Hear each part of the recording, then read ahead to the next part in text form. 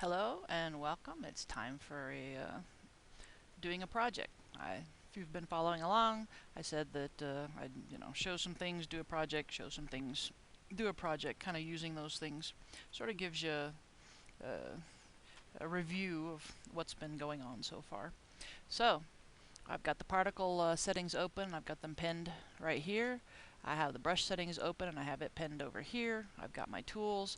Other than this is basically the way that it opens.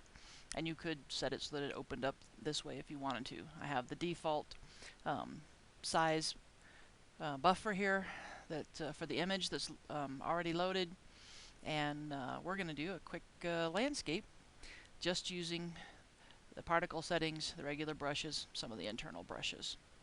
So that way keep it nice and simple. So first thing I want to do is come up here, pick a nice light blue for the sky color. I'm going to go to the bristles. I'm going to bring the brush size up to about 180 or so with the regular barber's brush there.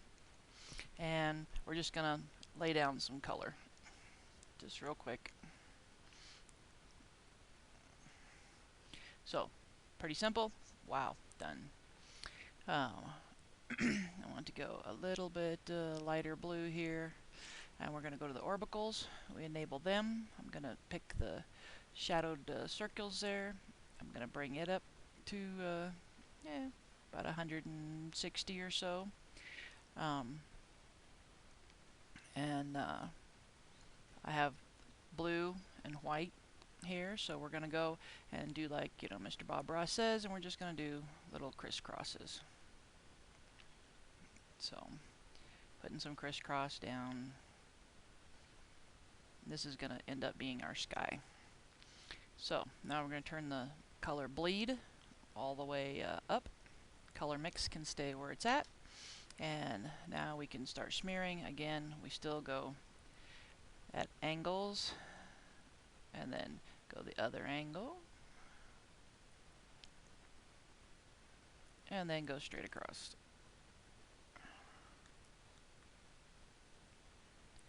And that'll bleed out because we've got the color mix set up so that we're bleeding out as we are mixing at the very bottom. Whatnot. Voila, we have a sky. Nice and quick and easy. At this point, we could use some various methods to put in some clouds. Turn the color bleed back down, so that might be a little bit too cartoony or too big for what we're looking at. So we can bring this way down. We can set the color bleed up quite a bit more with the mixed color down, and that'll give us a little bit more of a puffy cloud look. So just lay in a little bit of a puffy cloud. We're not looking for total realism on this one. We're looking for, fun, kind of cartoony background. So we've already got some of the shapes made for our clouds, so we're just throwing a few more in there. Color bleed a little bit more. Just kind of, puffiness.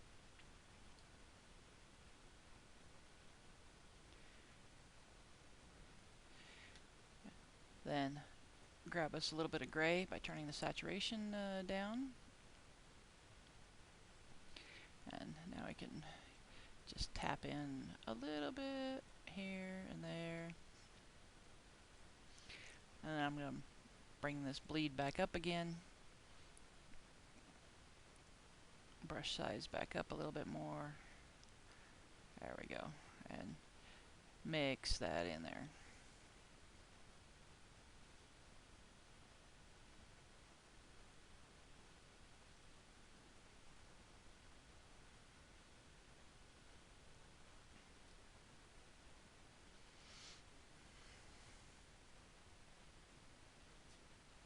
Want to pick up a little bit more color from the buffer, but still keep the bleed pretty high, and then go back into a whiter with a touch of blue tint to it, since I don't have the saturation turned all the way down. So mixing that in to pop some of those clouds further back. And as we're going along, if you need to use the secondary color to come back in, just use your right mouse button. And I'm doing all this with a mouse, not with a tablet. So let's bring some of my sky color back in again, and then mix, and then some pure white,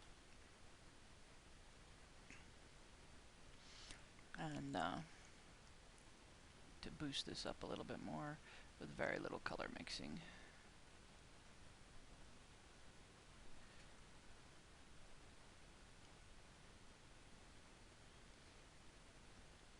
And mix it again. Yeah, we got some nice little clouds going here. Later on we can look at how to do a little bit more realistic clouds instead of the more cartoony clouds that we have, but we got us a nice little start there. We're going to turn off the particle settings, and then come over here to the to where the painting tools are, and give this a real quick. We could have come in with the effects and done smear and smudging in that way. Modeling clay can get you some neat looks and whatnot, but it's going to be a little bit too harsh for our clouds. I want to bring them up just a little bit, so I'm going to dodge it just a little. Probably won't even notice a whole lot of difference, but it kind of gives some more variation. Okay, so next we want to get the background kind of a little bit of something, so we're going to go to pastels, soft pastel 100, and pick a little bit darker color in the blues, blacks, or in the dark greens, one of those areas. And we're just going to throw in some quick ground.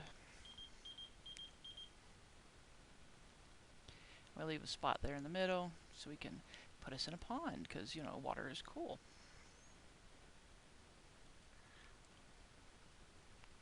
So now I've got some background. I can even bring it in a little bit darker and put some more on over the top of that.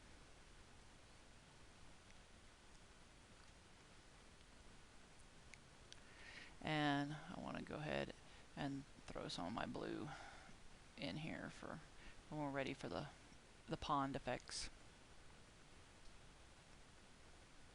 So there we go.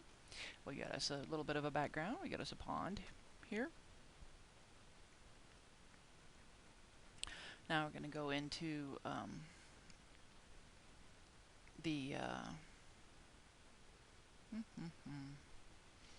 see, I should have looked at this beforehand. Let's go into the Rake 100. Again, reset our color to a very dark green, and kind of smooth some of our things out here. So we got some cool edges going.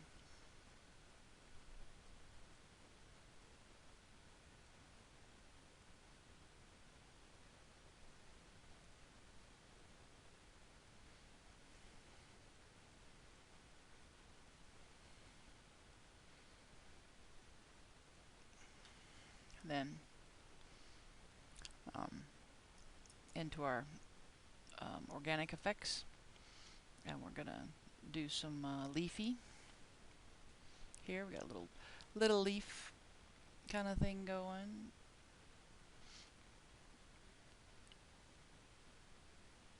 It's a little bit larger than what we're looking for, so undo, come up here, and we reduce our size down.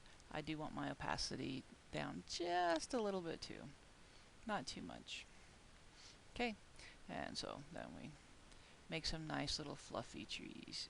If you find the color is too bright for what you're wanting, then you can always just darken that down a little bit more. It has, if you'll notice here, random position, random size, random angle, random hue, saturation, random value and some bleed. That's why we're getting all these variations in the leaves so quickly and easily. So there's a little bit darker, nice little roundy pop tree. And then, you know, maybe one's a little bit lighter over here. Doing some circles, leaving a few open places. So now we've got some fluffy, you know, tree bits here. We'll use the small airbrush and some nice brown and give ourselves a little trunk or two. Again, we're going for the cartoon this time, so it's okay if it doesn't, you know, look all perfect-y. Throw a little branch in here and there. Think about the way the trees go. And then we want a lighter, almost whitish brown. And so we can do a little highlight on our tree trunks there.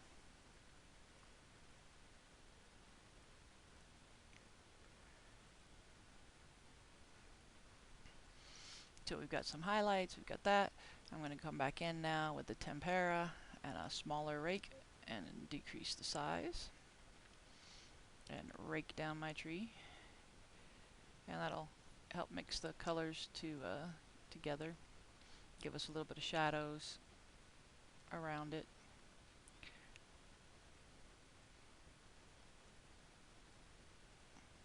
So we've got, you know, our cool little shadowed trees there. Okay, come into the effects and do a little bit of burn, not too much.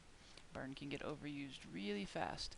If something is not getting light enough, this is opacity 12, but if I were to do it, you'll see it's very black. So you take the steps, set the steps a little further apart, kind of test until you get it light enough for what you want. And so now I'm just going to shade my tree down here a little bit, a little bit of shading on over here, a little bit more there.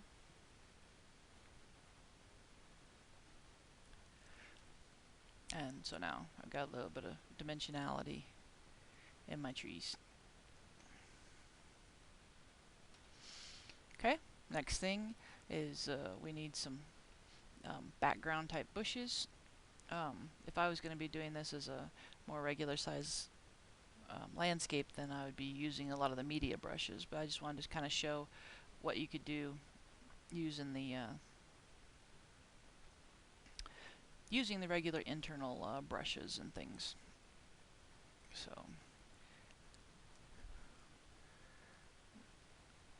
doing a little bit of blending here around the edges with the watercolor. I know, it's just kind of doing crazy stuff, but it's giving us texture. Then I didn't lift my finger from the mouse that whole time, so now I can take it and I can do an interactive undo.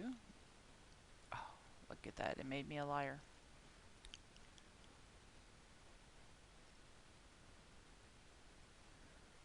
Let's try that again.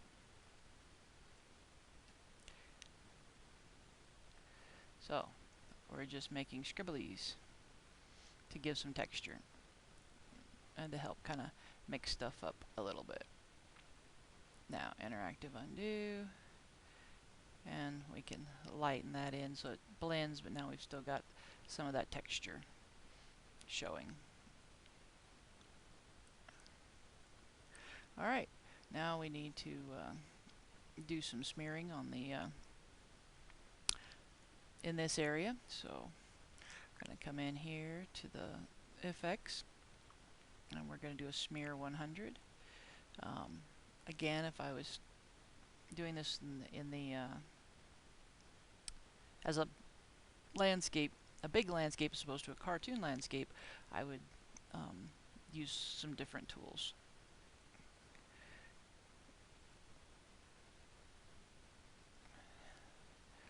I want to reduce the opacity on this one so that we don't get quite as much smear. We drag straight down.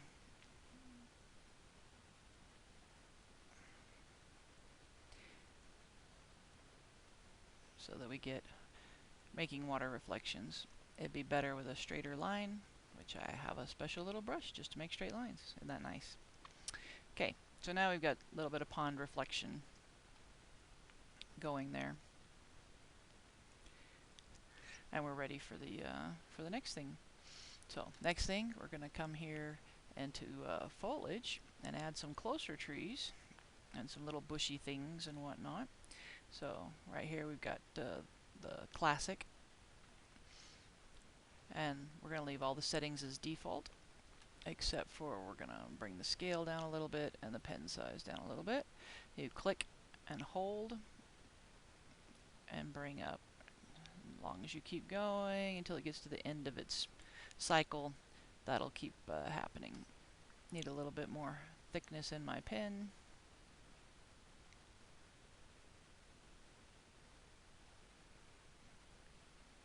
And there we are, filling out some of the foliage.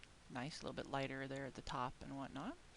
Gotta put a different kind of tree over here, so let's load up and do an evergreen over here. It's not going to be exactly like a pine tree, but it's going to give us some of the basics. Did one from the bottom to kind of establish where I want to go, then go back up the line again about halfway to bring some more stuff up, and then some more to finish filling up here at the top, then one more down here at the bottom to finish filling out the bottom. So now we've got a nice little pine tree going there. If you see some other spots you want to just fill in, just go back over it again until you get where you want it. So got my pine there. It's hiding my other little bush a little bit, but that's what gives you your different looks, is by having those things layer over the top of each other. Let's do another one that's kind of, over here. Decide you don't like that, hit the undo button. Pretty simple.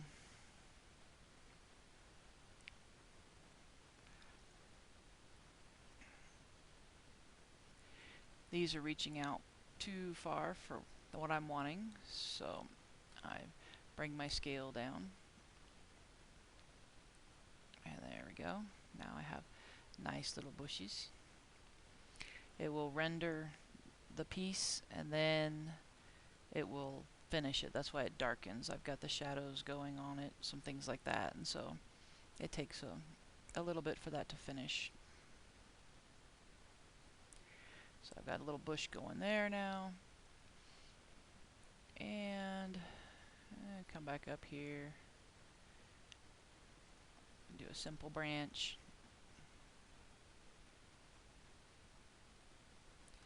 Turn my scale back up some since we're in the front. Maybe not that much. Excuse me.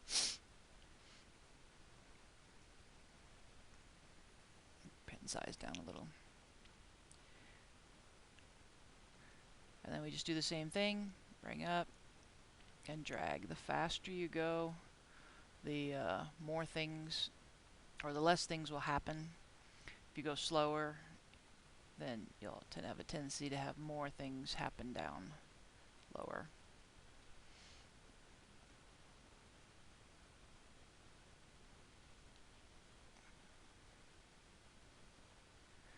So we've got some good layered bushes and things going, some layered trees.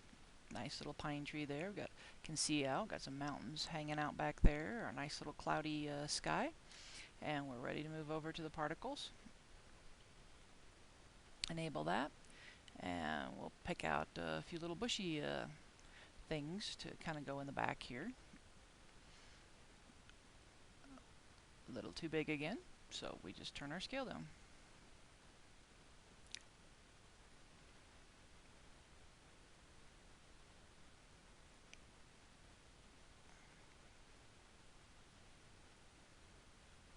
So there's, one thing. You just kind of go through and figure out what you find to be exciting. A little lichen down here, next to the edge. And you can do the same thing with the interactive undo here once you've used a particle.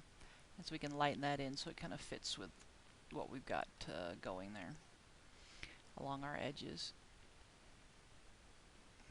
Now we load the some roughy sea-ish kind of grass. I think that's a little bit too small for what we're looking for. So an undo, bring our scale up some. There we go. That's a little better. Think about your layers, so you want to have that come down as you go so that the shadows are underneath of it. And let's see, dogwood.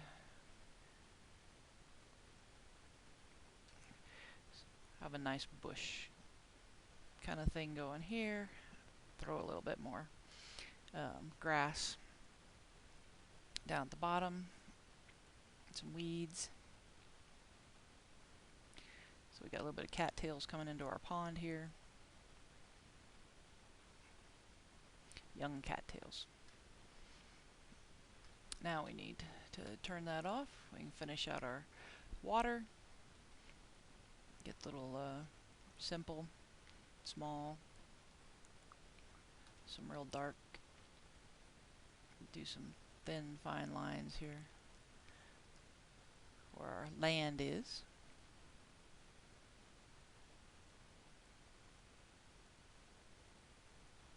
Make sure you keep them horizontal.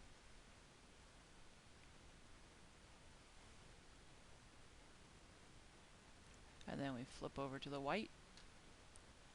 Turn the opacity down a little bit. Turn our size up just a hair.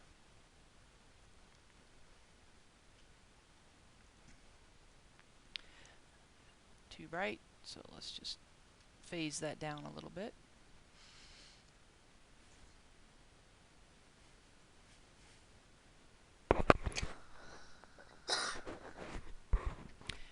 Another one, just kind of some light ones along the way, blend it out using the interactive undo.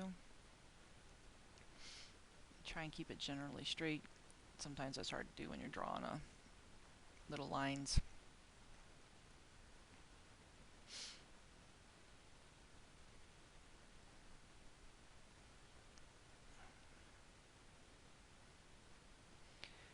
So finishing up our just little water lines here.